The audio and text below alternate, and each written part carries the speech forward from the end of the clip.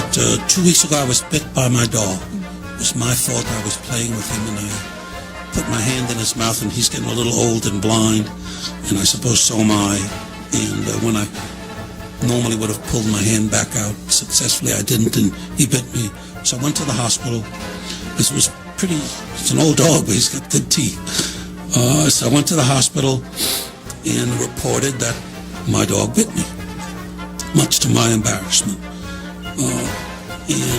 So 7 days later, about 4 days later, I got a phone call from Orange County telling me that my dog is suspected of rabies and I should call up and report to them. So I call him up, but nobody answers the phone and leaves me a message saying that if this is urgent, I should leave a message, otherwise, call back the next day. I call back the next day, there's nobody there. I leave the message, I call back the next day, there's nobody there. I don't leave a message because they say only leave an urgent message. You may not be aware of that. If you called OC Animal Care, they only want to talk to you about urgent issues. So on the fourth day, I'm going out, I'm leaving my house about 8 o'clock in the morning, and there's an animal control officer. And they want to check my rabid dog. Well,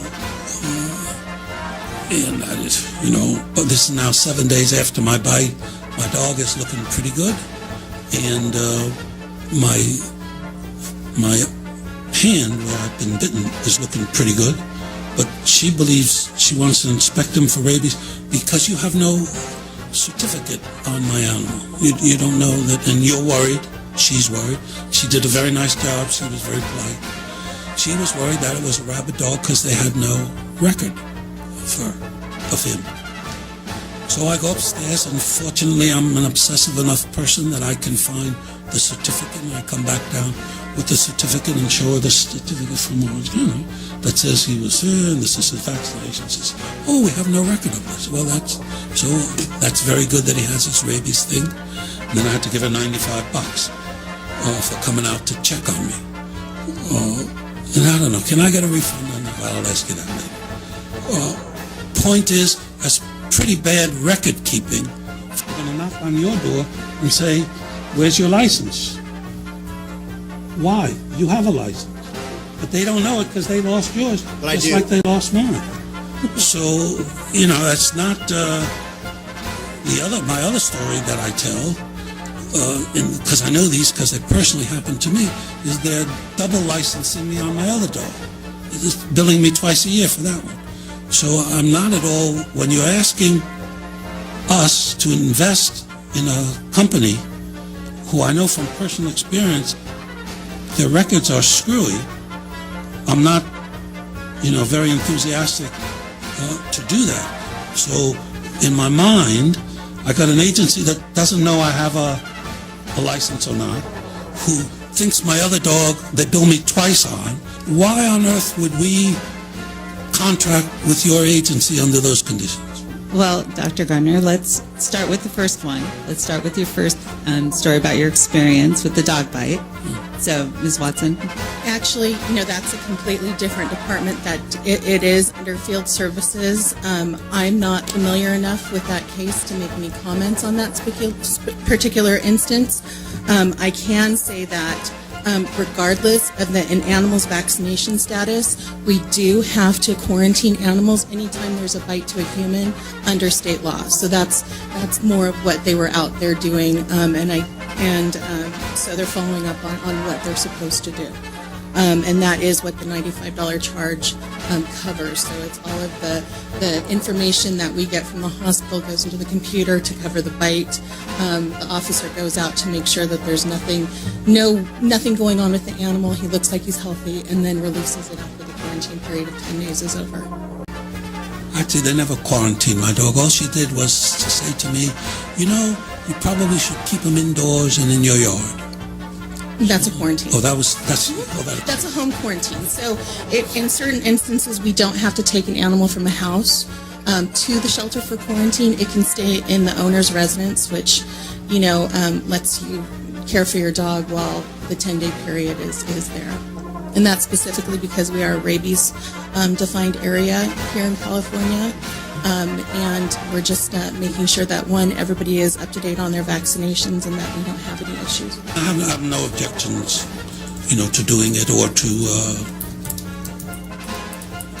the fact that you follow up. I have an objection to the fact that you lost the data.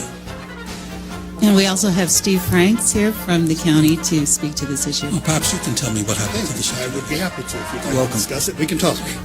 I'll go straight from the records of the ACOs. On November 23rd at 7:53, our ACO responded to your address in the city of Lake Forest regarding a reported bite. There was no answer at the door, and he left the door tag. Craig indicates he left the tag on the door on the gate.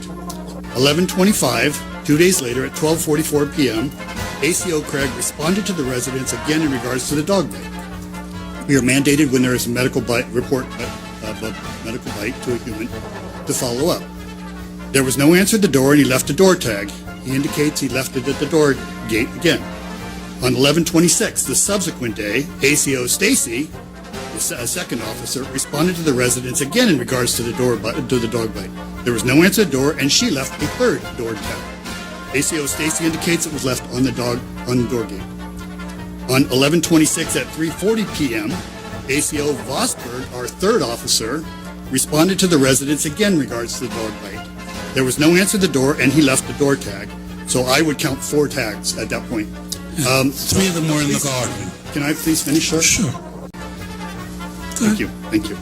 11:27, ACO Nataliazo, I didn't go there, pronounce it, responded to the residents and made contact with you. There was also an adult female present at the time of her visit. OC Animal Care had received a report that Dr. Gardner was bitten by his own dog. The system shows a dog at that residence, licensed to Dr. Gardner, but that dog did not match the description of the biting dog. ACO Natalia, the animal control officer, asked basic questions so she could determine the identity of the dog and verify its licensing, much like you said. She discovered that the biting dog was licensed and currently vaccinated. It was registered under the name of the female at the same address, so not under your name, so they wouldn't have picked that up. This is obviously the source of confusion, so they were verifying that. Dr. Gardner called our after-hours line. This line is active from 5 p.m. until 8 a.m. 7 days a week, with the exception of holidays. During the holidays, it's active all day, and we generally only take urgent calls for service on holidays. The message left online, as you said, was said on those off hours would be urgent. We have that line staffed from 8 a.m. to 5 p.m. daily. That line is taking a live call. So Animal Care is very interested in your calls, so we do take calls. We checked the property, and we verified that it was sufficient for home quarantine. She imposed the dog license fee of $95. This fee is approved by the Board of Supervisors and represents a cost recovery that's been determined for cost recovery purposes. So I apologize that the officers didn't recognize there was different names on the licensing, but that isn't something that would necessarily come up on the description. There is not different names on it. His name is Puff Teddy. The name of the owners, the name of the officer. So I wanted to respond to that because I think it was a little bit misrepresented. So we did send 3 officers out on 4 different occasions to follow up on this subsequent to the bite. So I do want to clarify that, and I appreciate that there was a confusion, and I certainly apologize for any inconvenience that you might have experienced. Yeah, it wasn't an inconvenience. But we are mandated by state law to follow up on bites. They are reported by your physician. And I think that's an important thing to do. They are required to be